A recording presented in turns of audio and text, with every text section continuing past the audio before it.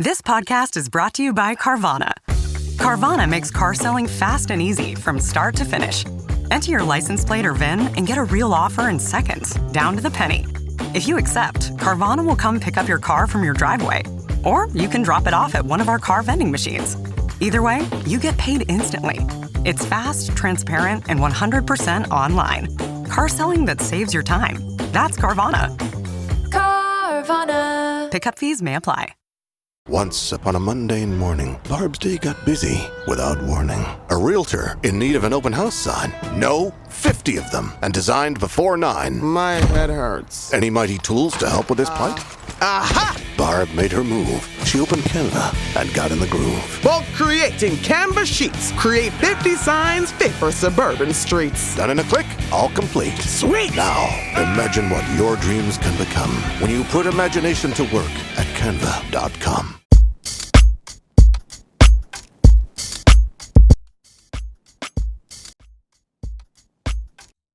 Welcome to the Uptown Parlay Monday Overreaction podcast. We got Ace and Malik. What's going on? What's going on, man? I am just going over all my terrible picks.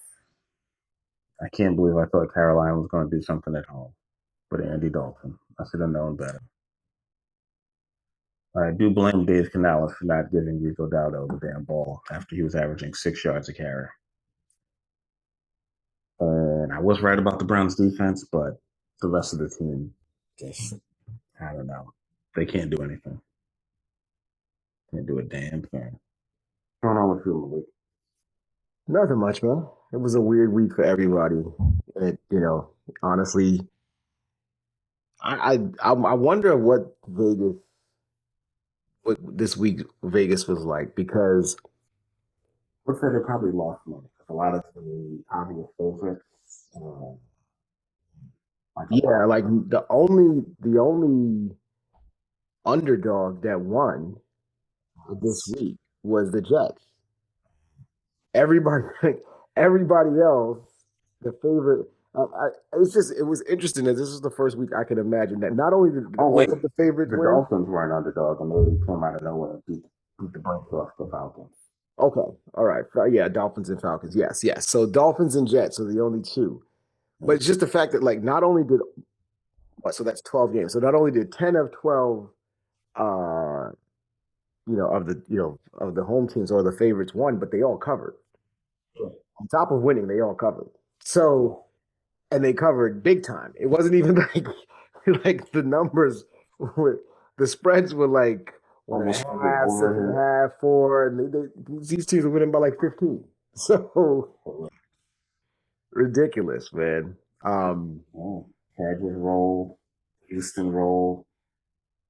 Also, I was going over my Carolina thought. I'm like, why am I trying to get fancy with this and not just go with the obvious pick? If Andy Dalton is playing, you pick the Bills. If Lamar Jackson is playing, which we thought at the time, you go with the Bears. I took them because they was like 6.5. I figured the Bears would play better. That surprised me how bad the Bears were, especially considering how well they started.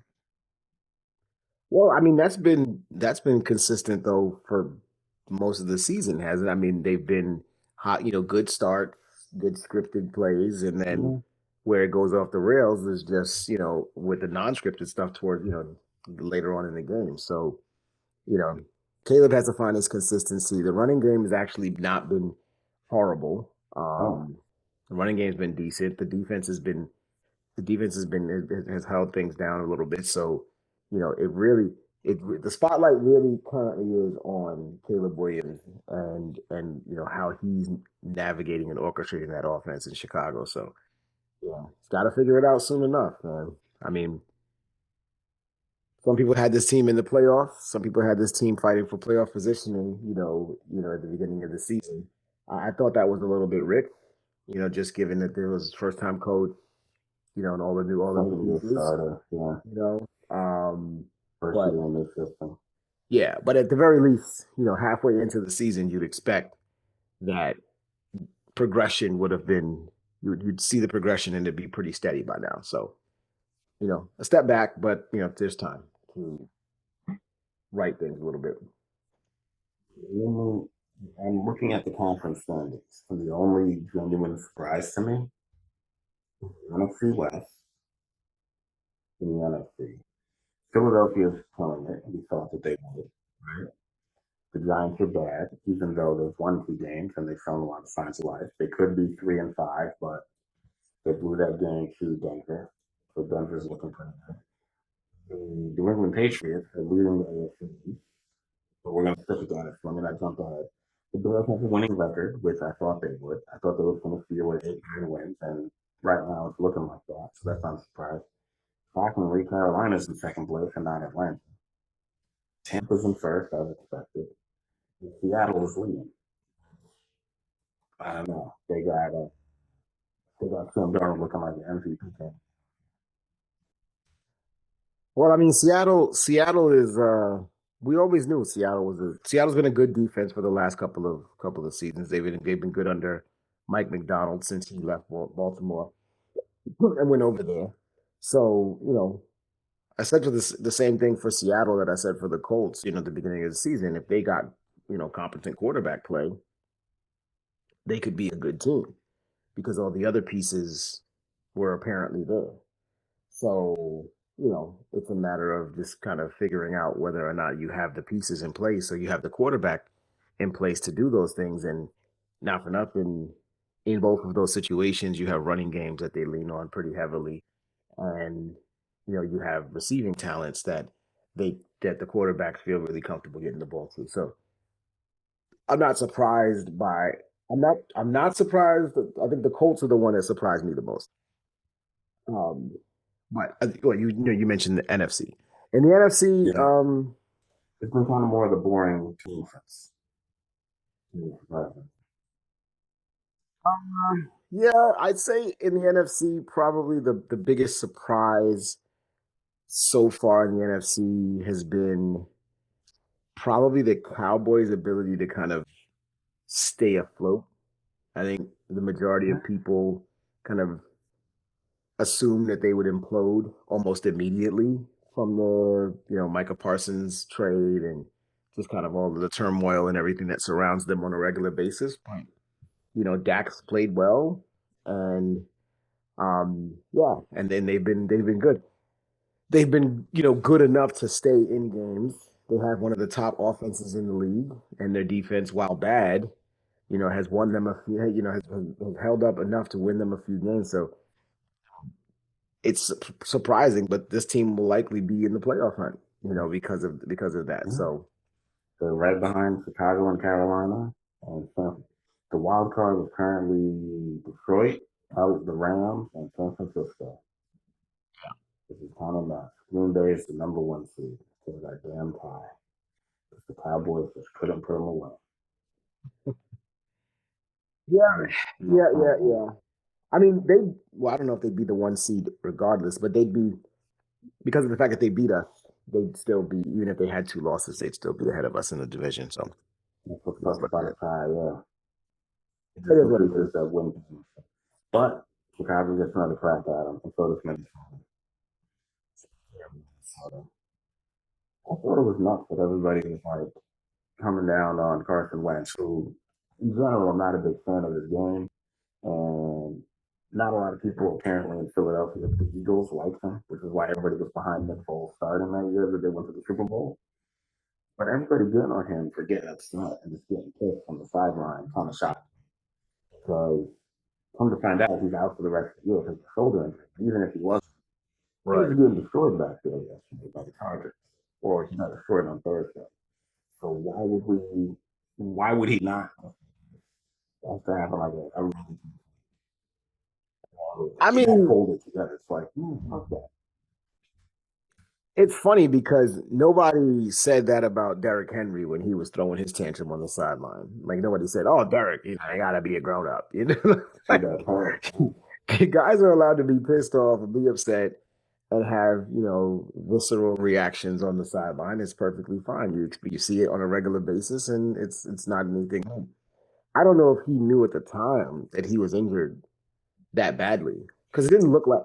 It was one of those things where it didn't seem like he was like really beaten up, you know? Yeah. I mean, it seemed like he got hit a lot, but it didn't seem like he was injured. You know what I mean? Like he wasn't on the ground. He didn't just kind of skirk away off the field or anything like that. It just kind of he went to the sideline, and then you saw the other kid come. And in all honesty, when that transition happened in the game, I didn't even know he was injured because they were down so much. So I just figured bring in the backup. You know what I mean? Like they just benched him. So it wasn't until I saw the message today about him being out for the season that I was a little surprised. But um, yeah. So JJ's back. He's gonna play. JJ's back and he's gonna play. So we'll see him. The Lions will see him because we get the Vikings at home coming out of our bye. So that'll be a game. That's the Sunday game for us. Next Sunday Night Football. No, I think it's a regular. I think it's at 1:00. Huh. Yeah, I think it's. I wish it was. And Kansas City is putting the beat them down on the Commanders. 28-7 as we record it. Yeah. Every one. That was just terrible week on my team. This has got to be the worst week I've ever had. I don't think I've ever missed every single lock, but I think I may have. You got the Eagles. You locked in the Eagles. You know what? And that was my survivor pick. So at least I'm feeling my survivor pool. Yeah. Thank God for that. You locked in the Eagles. You didn't lock the Colts. You locked in the Eagles. That was the only one that you. So that's the only one. Wait, could I lock in Tampa? You locked in. So I was going for that. You locked in Carolina, Cincinnati, Philadelphia, Dallas, and Pittsburgh. Thank you, Aaron Rodgers. I mean, we're fans of that. He's like, no, it's not. He's like, he wants to be retired. That game pissed me off so much. I stopped watching about midway through the third quarter. I was watching halftime. I mean, it's funny because I think the second play of the game, Rodgers, gets the snap, rolls out to his right, and launches like a 45-yard bomb to I can't remember who I think it was Cedric. I think it was Wilson. Austin. Yeah, Austin, I think it was. And so when that happened, I said, okay. And I think Collinsworth or Tarico, one of them was talking about, it was Collinsworth talking about, Rodgers still has a live arm and still, he can still sling it, and talking about how impressive it was the week before where Rodgers threw I guess a Hail Mary at the end of the game, and he threw it 50 yards in the air, right? It was all this. Yeah. Everybody said that was the best incomplete pass they've ever seen. And then he throws this 45-yarder, and I'm thinking to myself, okay, maybe they'll open up the offense a little. No, they went straight back to that 3 tight end jumbo sets and him throwing 2-yard slants. And I was sitting there watching the whole time. I'm like, okay, I know what you're gonna do. Packers clearly know what the hell you're gonna do. And that's why people don't like Arthur Smith. Just stop, please. Just do something different and throw them off. And then it was whenever they were getting to 3rd and long, and it was uh-oh, here comes Micah again. He would just line up over the center and rush the A gap, and it was freaking ridiculous. And then get home, And I was just like, are they just gonna lay down and let the Packers just roll right over them? That's what we're gonna do here. You know what this lets me know? That no matter how good Russell Wilson would have been last year, they're gonna get the same results with better quarterback play from Aaron Rodgers this season. Mm-hmm. So when they say that Pittsburgh needs to finally just tank it out to get a good quarterback, I don't think it matters, because I think your defense got super old. And TJ Watt, he's not Superman anymore. He's very good. He's just not the best defensive end of the league. That is you can either argue Michael Parsons or Myles Garrett, depending on whether or not you think. I think Myles Garrett is the best defensive end I've ever seen. White or Bruce Smith, in my opinion. I hold those guys very highly. I never really got to see much of Richard Dent, but he was a monster. But yeah, Those two are the standard. They're constant. Somebody needs to come up with some picks. Go trade for Miles Garrett because he is just took the money, so he can't complain. I would trade 2 first-round picks to go get him out of Cleveland for damn sure.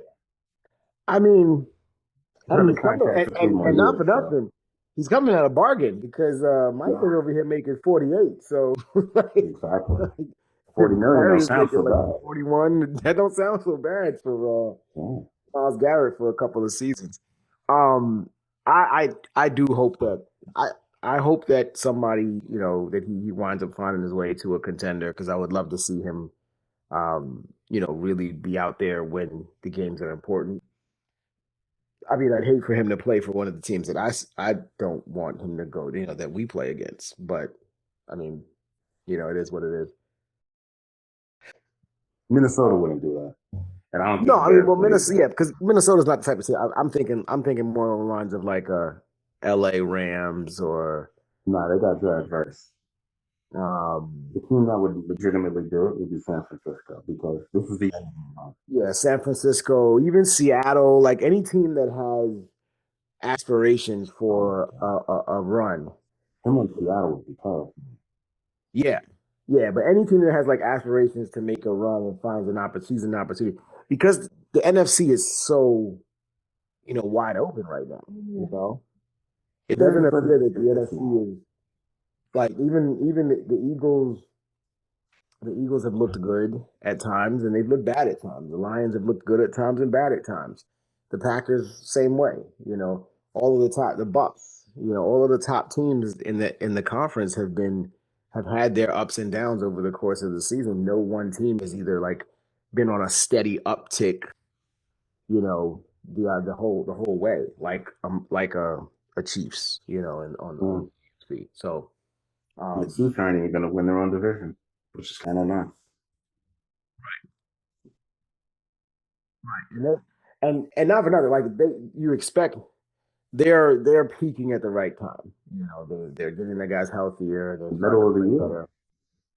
I mean, but they when I say that, it's You like got to remember, like, there's 10 more weeks of NFL football. Yeah. yeah, but they've shown the ability to sustain, Yeah.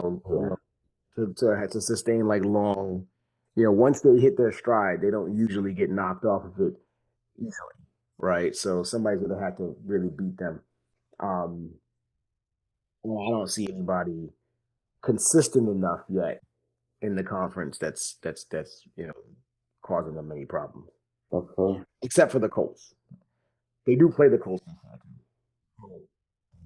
That's fair. They get to climb back in front of them, but the Colts are 2 games up, so even if they beat the Colts can still be the number one team.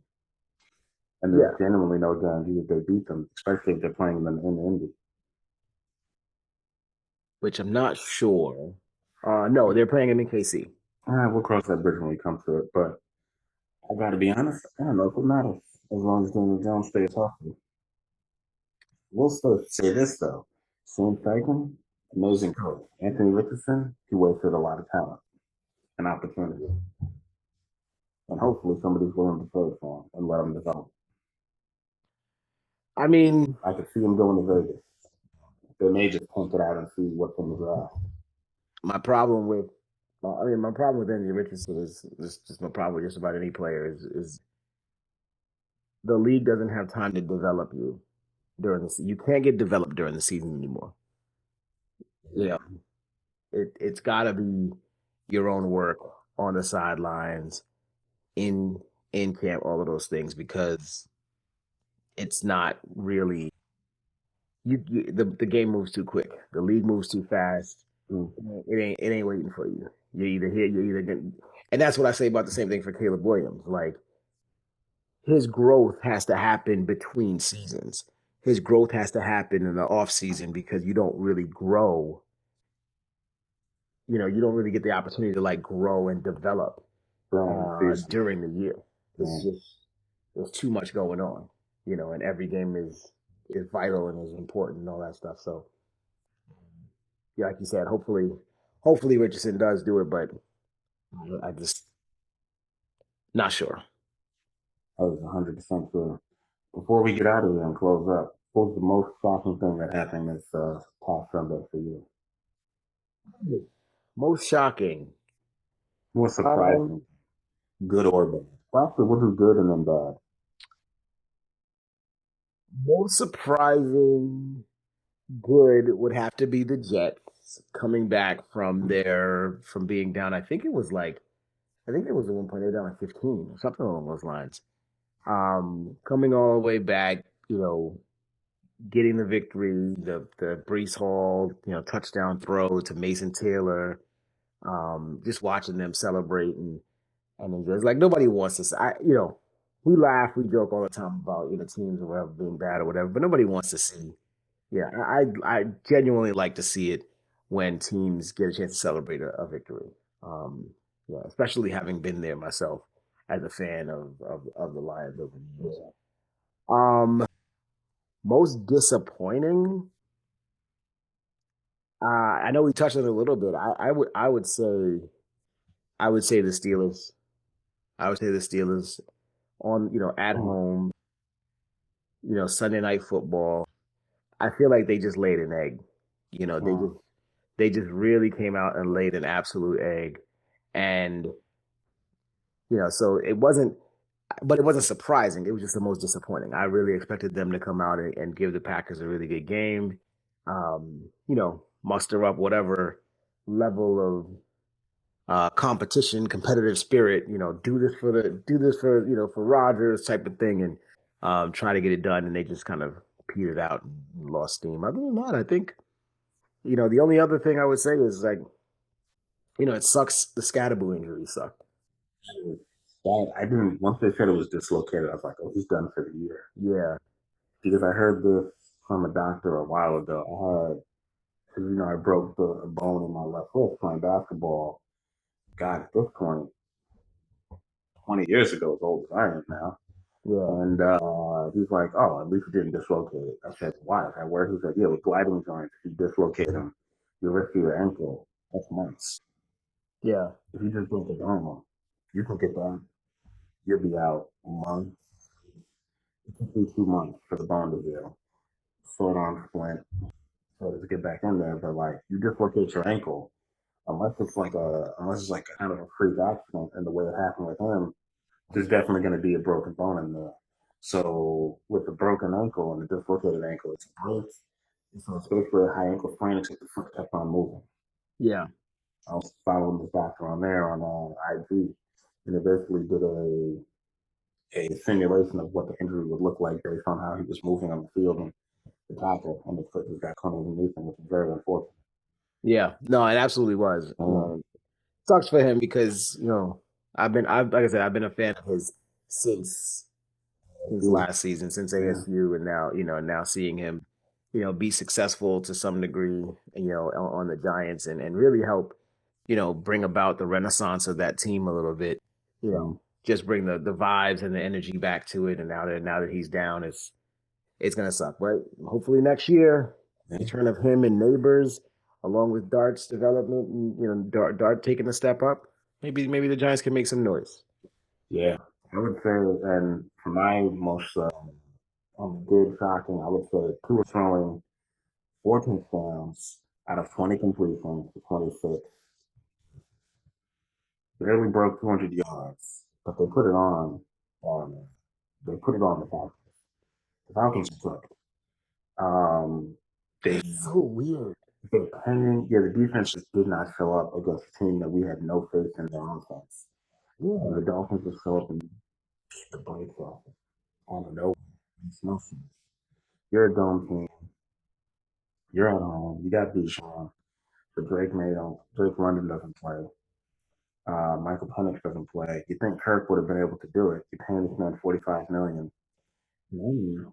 Because they lost that game so badly, you can't even trade it. And the trade deadline's coming. So nobody wants this guy now. Coming off of Achilles from last year, right? So he wasn't fully healthy, as we saw in the quarterback thing. He's kind of put at how Atlanta's handling. He's got all the guaranteed money coming to him, and he ain't going nowhere. So now you can't even improve the roster or trade him. exactly. Exactly. He looks. It's funny because Kirk looks He looks washed, and he might not be. He might not be. He might be able to. If Joe Flacco can give you a couple of games, I believe Kirk Cousins could be able to give you a couple of games. Mm, He can still win in this league, you know, um, if put into the right position. But I don't see any opportunity. I don't see any opportunities around there right now for him. exactly. And to that point, the most shocking thing to me is just New Orleans is a rock bottom. I'm seeing them just be good at home, right? To play the Tampa Bay Buccaneers. The defense apparently showed up because even though they beat them 23-3, Baker Mayfield threw no touchdowns, no picks. He barely broke 152 yards. Somehow they scored 3 touchdowns. Oh no, they kicked 3 field goals, 1 rushing touchdown, and 1 touchdown on. That's it. So they just completely just gave the game. I watched that game till the third quarter. It was back and forth. The defense was playing well, and but the offense just absolutely, I think Spencer Rattler finally imploded. He finally just went and turned into a pumpkin, and they wound up having to go to Tyler Shug. I think in the third quarter was when I started seeing And he Tyler. didn't play any better from what I saw. No, he didn't. He didn't do any better. Which is kind of sad because it's like, oh, the rookie's not even ready yet after sitting for 8 weeks.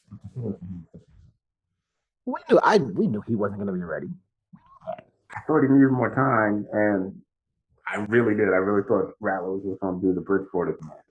And that was just going to be kind of like, okay, you're going to be here until Phil gets up to speed and he's ready to play in the NFL. Considering Homeboy's like 25, 26%. Right. Which is like, he's older than that. So how are you not ready after being in college for 6 years with the injury year to sit there and learn? And I'm like, this it's kind of insane. He's born in 1999. He remembers the Saints winning the Super Bowl. Although Rattler is a year older than me.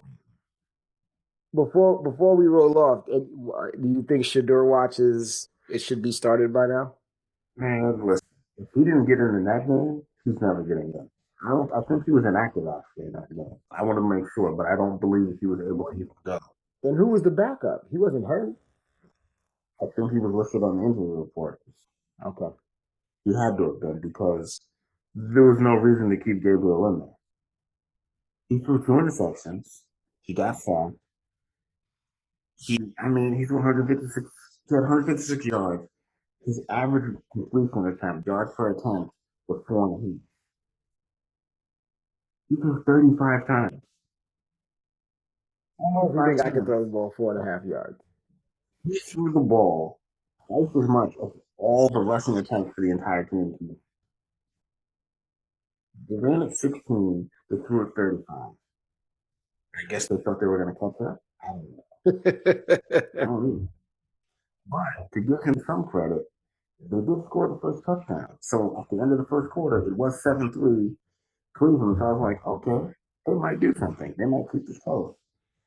Then took 2 field goals. And then the third quarter happened, and they dropped 21, and then the game was over. So that was that. Yeah. We'll see. We'll see what happens. Pay attention this week. On the college football note, shout out to the Indiana Hoosiers, who are apparently now the best team in college football, which nobody saw that shit coming. I hope Indiana appreciates this because y'all put the beat them down on UCLA 56-6. That was insane. After UCLA beat Penn State in a game that got Penn State's coach fired, was it? No, I think it wasn't UCLA. It wasn't UCLA. It was they lost to UCLA on the Friday game, the late Friday game, and then they lost Northwestern at Northwestern, and then that's when they fired him. Okay. Yeah, that's when they fired him. And Indiana just beat the brakes off. This is with, and this is, what the grimiest part? This was the first time they actually showed the interim coach, who was a black dude, Tim Skipper. Before that, in the past 2 wins, I didn't even know who was coaching because they kept showing Rick Neuheisel's son, who's the offensive coordinator. I thought Rick Neuheisel's kid was the head coach, was an interim head coach. But Indiana and Kirk Cignetti, The Indiana Hoosiers are the number 2 team in the country. And in football, not basketball. That is insane. Yeah. So if you put some money on them to win the Big Ten this year, hey man, they might beat Ohio State. Who knows? They probably still like at least 50-1 to win the national title. It's worth a lot. Yeah. I mean, you might as well. Probably never going to get this shot again. Somebody's going to give him a bag. He might be the new head coach at LSU. Who knows? Maybe he's got some hope. I got a shout out coming for that real soon. Y'all will have a bag to hand somebody. Yeah, their next games are Maryland, Penn State, Wisconsin, and Purdue. They get a cakewalk in November. Their toughest game is behind them, which is Oregon. And everybody else, they're looking like 2019 LSU right now. They'll beat the brakes off the team. So for that, that's it for us, folks. Malik, you got anything else you want to end on? Just stay tuned for Thursday's call. I got a shout out coming for the aforementioned LSU Tigers that you guys won't want to miss. All right. And that's it from me. We're wrapping up here at the Uptown Parlay Podcast. Please like and subscribe on Spotify. We're on YouTube and wherever you guys can find me. All right? We out. Peace.